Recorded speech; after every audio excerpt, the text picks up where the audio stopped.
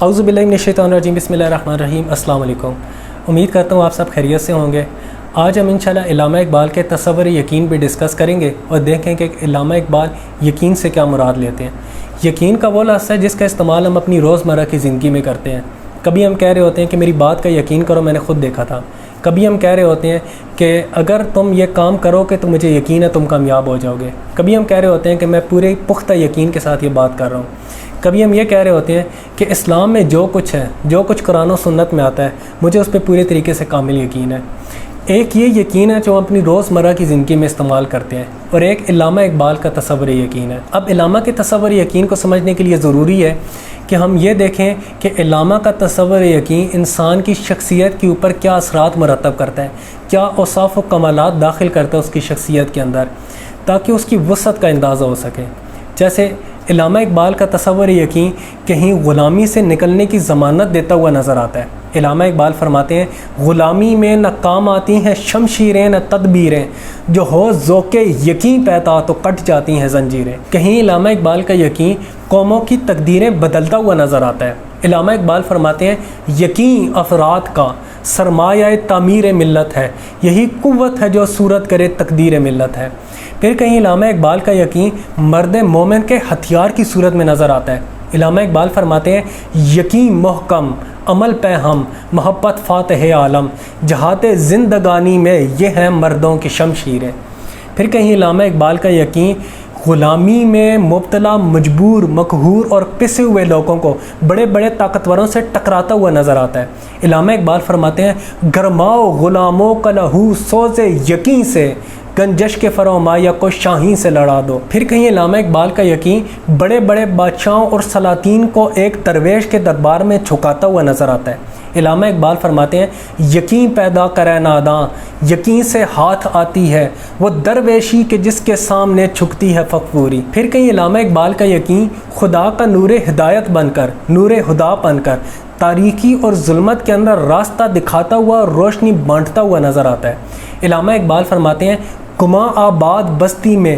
یقین مرد مسلمان کا، بیاباں کی شب تاریک میں قندیل رہبانی۔ پھر کہیں علامہ اقبال کا یقین ایک پیکر خاکی کو پرواز کی ان بلندیوں تک پہنچا کے اس کے اندر جبرائیل امین کے اوصاف و کمالات پیدا کرواتا ہوا نظر آتا ہے۔ علامہ اقبال فرماتے ہیں، جب اس انگارۂ خاکی میں ہوتا ہے یقین پیدا، تو کر لیتا ہے یہ بالو پرو روح الامی پیدا۔ اب آپ نے دیکھا کہ علامہ کے یقین کے کیا اوصاف و کمالات ہیں اور انسان کی شخصیت پہ کس طرح اثر انداز ہوتا ہے۔ اب اگر ہم جائزہ لیں اور دیکھیں کیا ہمارا یقین بھی ہماری شخصیت پہ ان اثرات میں کوئی ایک اثر بھی پیدا کرتا ہے، اگر نہیں تو یقیناً علامہ اقبال کے یقین میں کچھ ایسی خاص بات ضرور ہے جس کو سمجھنے اور اپنانے کی ضرورت ہے۔ ہم نے تو اپنے یقین کو اتنا آسان بنا دیا ہے کہ اگر سامنے والوں کی بات کہے اور دل لاکھ کہہ رہا ہو کہ مجھے اس کی بات پہ ذرا بھی اعتماد نہیں ہے، لیکن ہم کہتے ہیں کہ مجھے آپ کی بات پہ پورے طریقے سے یقین ہے۔ ہمارا موجودہ دور بے یقینی کا دور ہے، کیونکہ اس میں یقین کی وہ کیفیت باقی نہیں رہی ہے۔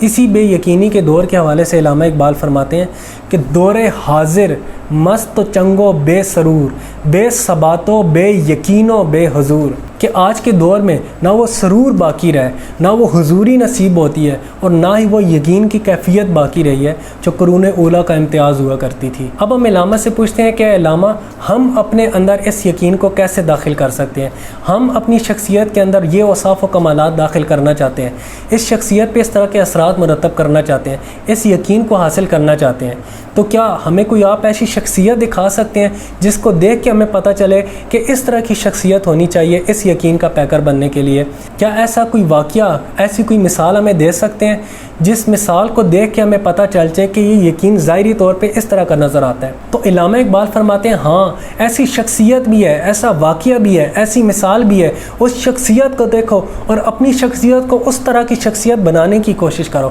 اس واقعے کو بھی دیکھو اور اس واقعے سے اپنی یقین کی کیفیت کو اس یقین کی کیفیت تک لے کے جانے کی بھی کوشش کرو۔ علامہ اقبال فرماتے ہیں، یقین مثل خلیل آتش نشینی، یقین اللہ مستی خود گزینی، سن ہے تہذیب حاضر کے گرفتار، غلامی سے بتر ہے بے یقینی۔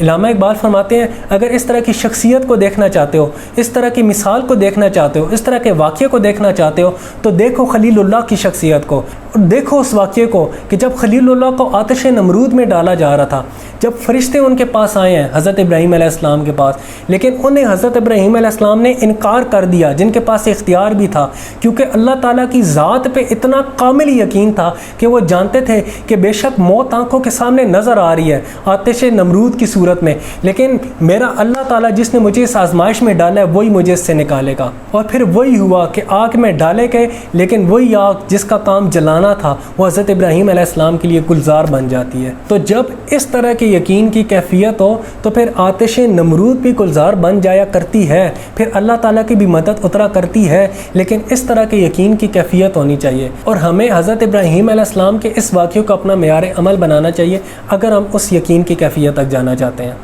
اب ہم ایک قدم آگے چلتے ہیں اور علامہ سے پوچھتے ہیں کہ اقبال، یہ تو ہمیں پتہ چل گیا کہ اس طرح کی شخصیت ہونی چاہیے صاحب یقین کی، اور اس واقعے سے ہمیں یہ پتہ چل گیا کہ یقین کا یہ معیار ہونا چاہیے، لیکن آپ یہ بتاتے ہیں کہ اگر ہم اپنی شخصیت کے اندر اب اس یقین کو داخل کرنا چاہیں تو اس کا کون سا طریقہ کار ہو سکتا ہے، کس راستے سے یہ یقین آئے گا ہماری شخصیت کے اندر، اور ہماری شخصیت کے اندر کس جگہ پہ یہ یقین رہتا ہے تاکہ ہم اس جگہ کو بھی اس قابل بنائیں کہ اس طرح کے یقین کی کیفیت کو داخل کیا جا سکے۔ تو اس حوالے سے علامہ اقبال اس جگہ کا ذکر کرتے ہوئے فرماتے ہیں کہ جس جگہ یہ یقین رہتا ہے، علامہ اقبال فرماتے ہیں میرا دل میری رزم گاہ حیات، گمانوں کا لشکر یقین کا ثبات، یعنی میرا دل وہ میدان جنگ ہے جس میں ایک جگہ گمانوں کا لشکر کھڑا ہوتا ہے، شک کھڑا ہوتا ہے، اور دوسری جگہ یقین ہوتا ہے، اور ان دونوں کا ٹکراؤ ہوتا ہے، باہمی جنگ ہوتی ہے، اور جو غالب آ جاتا ہے دل کے اوپر وہی حکمرانی کرتا ہے، اور پھر شخصیت کے اوپر بھی اسی طرح کے اثرات مرتب ہوتے ہیں۔ اگر شک غالب آ گیا تو ساری کی ساری شخصیت کے اندر سے شک نکلے گا، اور اگر یقین غالب آ گیا تو یہ سارے اثرات انسان کی شخصیت پہ نمایاں ہوتے ہیں، جن کا ہم نے ابھی علامہ اقبال کی شاعری کے تناظر میں ذکر کیا تھا۔ اب دوستو، اسی شک کی جڑ کو کاٹنے کا ذکر ہمیں قرآن پاک میں بھی ملتا ہے۔ قرآن پاک کی ابتدائی اس شک کو کاٹنے سے ہوتی ہے۔ اب سورہ فاتحہ وہ جو قرآن پاک کا دروازہ کھولتی ہے ایک دعا کی صورت میں ہے، اس کے بعد سورہ بقرہ جہاں سے قرآن پاک کا آغاز ہوتا ہے، اس کی پہلی آیت ہے الف لام میم، جس کا معنی اللہ اس کے رسول صلی اللہ علیہ وسلم ہی جانتے ہیں۔ اس کے بعد جو پہلی آیت ہماری ہدایت سے متعلق بنتی ہے وہ ہے ذالک الکتاب لا ریب فیہ، یعنی یہ وہ کتاب ہے جس کے اندر شک کی گنجائش نہیں ہے۔ تو اللہ تعالیٰ شک کی جڑ کاٹ رہا ہے کہ شک کی گنجائش ہی نہیں ہے، اس کے بعد اللہ تعالیٰ اس کتاب میں داخل کرتا ہے۔ اب اللہ تعالیٰ نے آخر میں جا کے نہیں فرمایا کہ یہ وہ کتاب ہے جو تم نے پڑھ لی ہے، یہ وہ کتاب ہے جس کے اندر شک کی گنجائش نہیں ہے، بلکہ ابھی ہم قرآن پاک میں داخل ہو رہے ہیں۔ اس جگہ اللہ تعالیٰ فرما رہا ہے کہ جب تم داخل ہو رہے ہو تو داخلے سے پہلے ضروری ہے کہ شک کی جڑ کو کاٹو، کیونکہ اگر تم شک کے ساتھ داخل ہوئے تو صاحب شک ان اسرار و رموز تک نہیں پہنچ سکتا، ان فیوز و برکات کو حاصل نہیں کر سکتا جو اس قرآن کے اندر چھپی ہوئی ہیں، بلکہ ایک صاحب یقین ہی جب وہ یقین کی کیفیت کے ساتھ آتا ہے تو تب وہ ان اسرار و رموز تک پہنچتا ہے، تب ان فیوز و برکات کو حاصل کرتا ہے قرآن پاک سے جو قرآن پاک کے اندر چھپی ہوئی ہیں۔ اسی صاحب یقین کے حوالے سے مولا علی شیر خدا رضی اللہ عنہ فرماتے ہیں کہ صاحب یقین کی نیند صاحب شک کی عبادت سے افضل ہے، یعنی کہ ایک صاحب یقین جب اس یقین کی کیفیت کے ساتھ ہو تو اس کا سونا بھی، وہ شخص تو شک میں ساری رات عبادت کرتا رہے، فضیلت میں اس سے بھی افضل ہو جاتا ہے۔ اور غالباً آثار صحابہ میں حضرت عمر فاروق رضی اللہ عنہ نے فرمایا ہے، یا آپ سے مروی حدیث ہے، آپ نے فرمایا کہ اگر تم اللہ تعالیٰ پہ اس طرح یقین کرو جیسا یقین کرنے کا حق ہے تو تمہیں رزق ایسا پہنچے جیسے پرندوں کو پہنچتا ہے کہ صبح وہ بھوکے جاتے ہیں اور شام کو پیٹ بھر کے واپس آتے ہیں۔ تو یہ ہم نے قرآن و سنت اور آثار صحابہ کے اندر اس یقین کی کیفیت کے حوالے سے تھوڑا سا ذکر کر لیا۔ اب ہم اپنے موضوع کی طرف واپس آتے ہیں اور دیکھتے ہیں کہ اس یقین کو کس طرح دل پہ غالب کیا جائے۔ علامہ اقبال اس حوالے سے کیا فرماتے ہیں کہ کس طرح یہ یقین فتح یاب ہو کے دل پہ حکمرانی کرتا ہے اور شک کا کلا کامہ کر کے شک کو شکست دیتا ہے۔ اس حوالے سے علامہ اقبال فرماتے ہیں کہ عشق مکان و مکین، عشق زمان و زمین، عشق سراپا یقین اور یقین فتح باب، کہ الفت اور محبت کا سفر چلتے چلتے جب عشق تک پہنچتا ہے، پھر عشق اپنے آپ کو سراپا یقین بنا لیتا ہے، عشق اپنے آپ کو یقین میں ٹھا لیتا ہے، اور پھر وہ یقین اس فتح سے ہمکنار کرتا ہے جو مقصود ہوتا ہے ایک مرد مومن کی زندگی کا۔ پھر وہ یقین انسان کی شخصیت کے اندر وہ اثرات لے کے آتا ہے جو مقصود ہیں، جس کا ہم نے ذکر کیا ہے علامہ اقبال کی شاعری کے تناظر میں۔ اب عشق خود ایک قابل بحث تصور ہے جس کے حوالے سے ہم علامہ اقبال کی آنے والی کسی نشست میں ضرور ذکر کریں گے۔ ابھی ہم آگے چلتے ہیں، اور دوستو یہ وہ یقین ہے جو علامہ اقبال آج کے معاشرے میں اور بالخصوص آج کے نوجوان کے اندر دیکھنا چاہتے ہیں۔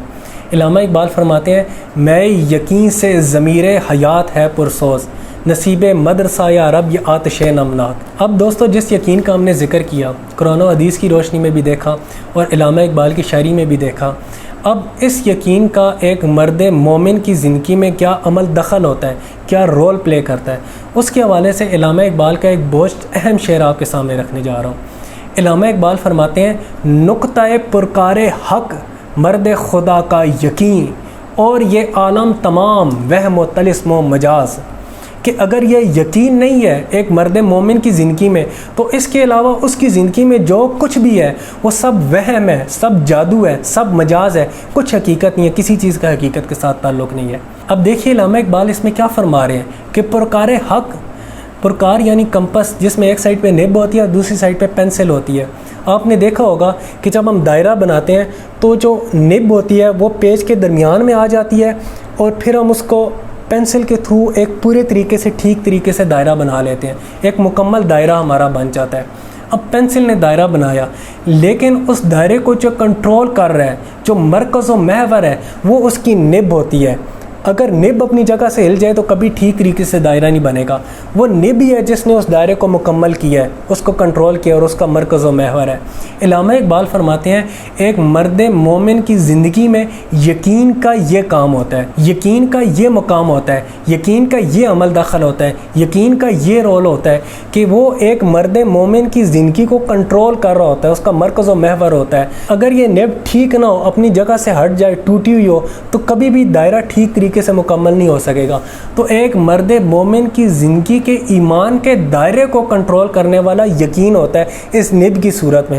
اگر یہ یقین نہ ہو تو کبھی بھی اس کے ایمان کا دائرہ ٹھیک طریقے سے مکمل نہیں ہو سکے گا، اور ایک مرد مومن کبھی اس چیز کو حاصل نہیں کر سکے گا جو اس کا مقصود ہے۔ اب اس یقین کا اتنا امپورٹنٹ رول ہے ایک مرد مومن کی زندگی میں، اس لیے علامہ اقبال ابلیس کی مجلس شورا میں لکھتے ہیں،